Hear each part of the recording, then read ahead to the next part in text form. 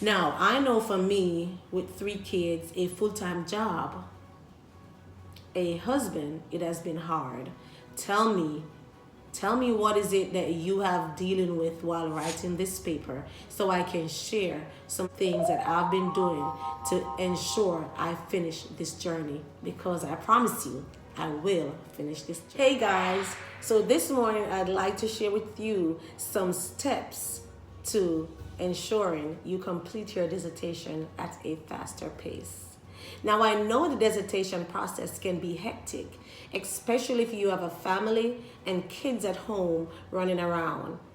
For me, some days I was like ready to throw the towel in, but then there were days when I was like, I got this and I will finish this journey.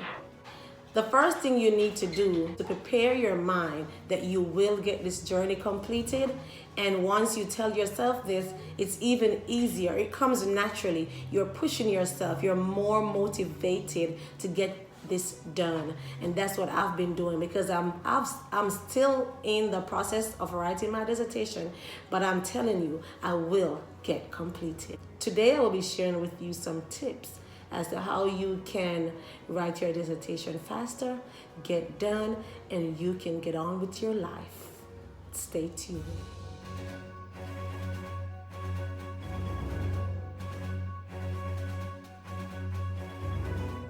Step number 1, organizing and planning. It's very vital for you to organize all the things that you need to be doing and plan accordingly. Okay, so think about the chapters that you are going to be writing. I know for some dissertation there's five chapters like mine. We need to write a 5-chapter paper. Think about each step, each chapter, and you're going to plan each time you're assigned in a chapter, because I know for my university we do it chapter by chapter, and I know different universities do it differently, but you're going to plan, how am I going to tackle each chapter? Am I going to write each section? Am I going to write 2 sections per day? You have to organize how you're going to do it. After thinking about the chapters, you need to think about your citation tools that you'll be using. You're going to be using the APA guides. Are you going to purchase your books for your citation? You need to think also about your statistical tools you need to find when you're writing. All right, so the thesis can be different than other studies you have written, whether in your master's or your undergraduate, because in this, you are not given a deadline. We do our chapters in semesters, and yes, there's some kind of format, but really, you set your own deadline. Because I say this because our supervisor is not going to be calling us up, emailing us, trying to find out where we are in the process and asking us to submit papers. You got to set your own deadline. You got to tell yourself, okay, I want to get chapter 1 completed at this date. You got to stick to your deadlines. Okay, so when you set your deadlines, you can know if you are ahead of your game or you're behind, and that way you can know if you need to speed things up, or you can have some downtime, which you rarely have downtime when you're writing your dissertation paper, but you got to set those deadlines so that you are on track and writing as you go along. One very important point I need to bring across is that you need to follow your university's guidelines. I know we follow a checklist for each course, for each chapter, so you need to make sure you're following your checklist. The checklist is very important. It's basically spelling out for you what is it the university requires. So stick to your checklist, stick to the guidelines for your university, follow their rules, seek clarity in areas that you're not sure of. Also, you will be working with a supervisor, maybe a chair and a committee member. Make sure you are communicating. Communication is very important. You got to be communicating with your chair and your committee member to know that what you're doing is what they are expecting. Because as you know, as people, we all have our own uniqueness. So your chair might require one specific thing while your committee member requires something else. It is your duty to stick with both and work as best as possible to make sure you're completing your writing in the manner that they're required.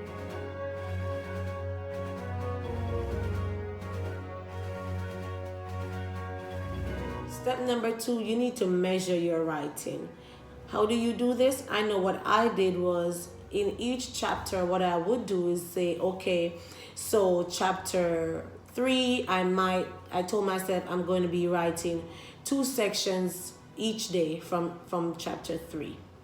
Depending on how large each section was, I may or may not have gotten to complete the 2 sections, or I might just complete 1, depending on how large the section was in chapter 3.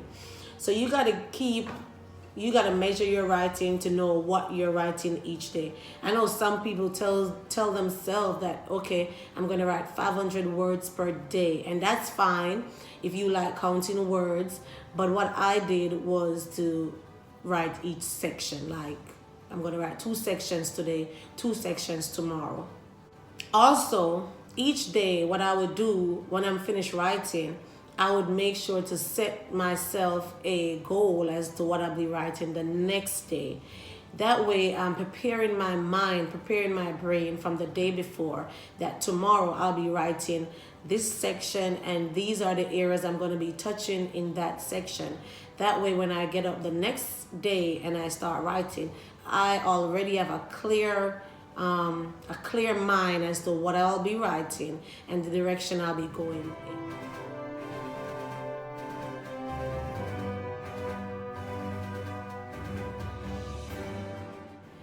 Number 3, writing. Now, please remember, writing and editing is 2 separate processes. And I know it can be tempting to edit while you write, but I know for me personally, it caused a lot of frustration. It hindered my thinking process. It slowed me down. So I would suggest that you write first and set aside some time to edit after.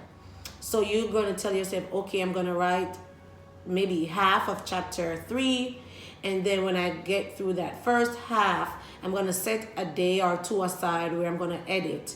Or you're going to write the entire chapter and set a few days aside to edit your paper. Also, you can ask your friends to look over your paper to assist in editing. That's another great idea. When you begin to write, decide on what time of day you're going to be writing, what time of day or night.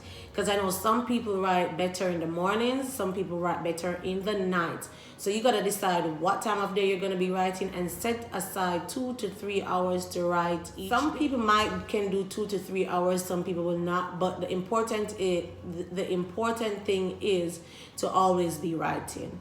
Keep that momentum.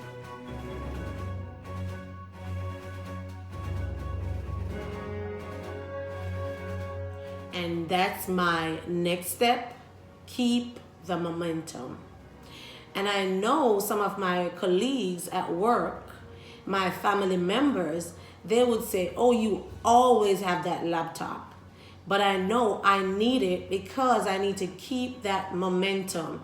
So if I'm going on a long trip, if I'm going on a workshop and I'm not driving, I'm typing. If I go on my vacation, I still take my laptop and I find time, if it's in the early morning or late at night, to put that 2 or 3 hours in because I need to keep that momentum. The thing is, once you break, it's harder for you to go back. It takes a longer time for you to remember where you stopped, what were your thoughts, what's your next step, all that. So it's very important for you to keep that momentum and take that laptop with you everywhere you go. I know some people say they write on the train, they write when they fly, and I have people in my group that be typing on the plane, on the train. They're just always writing. So it's very important for you to keep that momentum. In keeping the momentum, you get a chance to know where you stop today and where you're going tomorrow. And once you know where you're going to be, once you know what you're going to be writing tomorrow, it's easier for you to take your writing tools and start writing, as opposed to you not keeping that momentum. You're basically flustered, you're wondering where you stopped, what you're going to do next, and that's just wasting a lot of time. And you don't want to do that. You don't want to be wasting no time.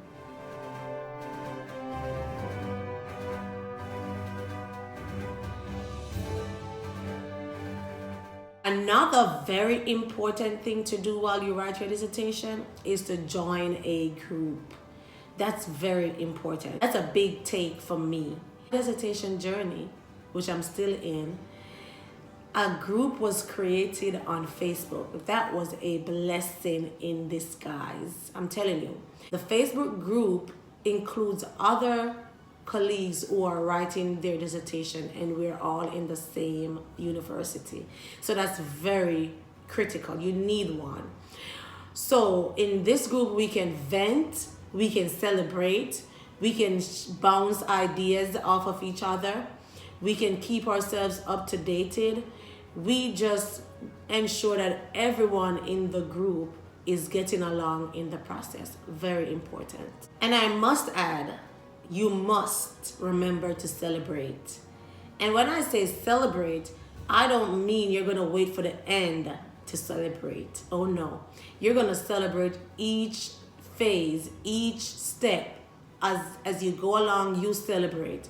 You finish writing chapter 3, it's approved, celebrate. You finish writing chapter 2, it's approved, celebrate. You finish writing chapter 1, it's approved, celebrate. You finish writing your proposal, celebrate. Because these celebrations help you along the way. You don't want to wait until the end to celebrate. I'm telling you, we celebrate along the way. And we've been doing a good job of that in our group, where we celebrate each other. That's a huge success in our dissertation writing.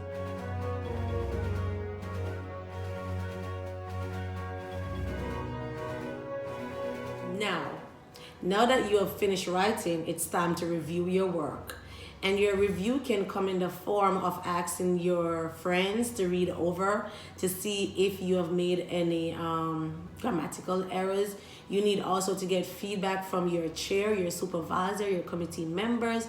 You need to get all the review you need on that paper, and you need to accept those feedback and go ahead and fix them. Fix them as quickly as possible so you can resubmit to your chair and your supervisor, because at this time you are getting there. Always remember, you're one step closer to finish. Keep writing. So, in summary, remember, organize. Do not forget this step. You need to organize, you need to plan, and you need to follow your plan, and your organization structure will make your workflow even easier. Measure your writing. Ask yourself how many hours you're going to spend each day, how many sections you're going to do, or how many words you're going to write. Whatever strategy you want to use, remember to measure your writing. Write first, then edit. As I said, it was frustrating for me. It might not be for you, but that's just my suggestion. Write and then you edit. Keep that momentum. Keep that momentum. Write every day. If it's even a paragraph, write every day. You might not be able to write 2 to 3 hours per day. If it's even 2 to 3 paragraphs, 1 paragraph, you're writing. Your information is fresh in your brain. It's easier for you to continue writing when the things are circulating in your brain every day, and you're thinking about it. You're writing. You know what you want to say. You know what you're doing. You know your next step. Keep writing. Very important for me was joining a group. And your group can take the form of a Facebook group. There's a lot of social media. There's WhatsApp.